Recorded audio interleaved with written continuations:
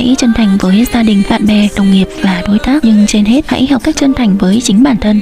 Nếu không làm được điều này, chúng ta sẽ không bao giờ thuyết phục được người khác tin tưởng ở mình. Khi chúng ta tự tin, nhìn thẳng vào mắt người đối diện và truyền cho họ niềm tin của mình, chúng ta sẽ có được sự tự tin và ủng hộ từ họ. Thay vì tự dằn vặt bản thân vì những thất bại đã qua, chúng ta hãy sống hết mình cho hiện tại bằng tất cả lòng chân thành của mình. Giai điệu của sự chân thành luôn có khả năng lay động lòng người. Nó sẽ giúp chúng ta vững bước trước mọi thử thách của cuộc sống và gặt hái được thành công như mong muốn.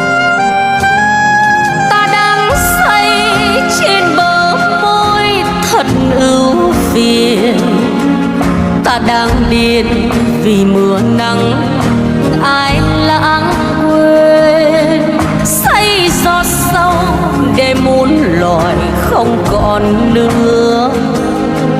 Đưa thương nhớ anh buồn đau xót chiều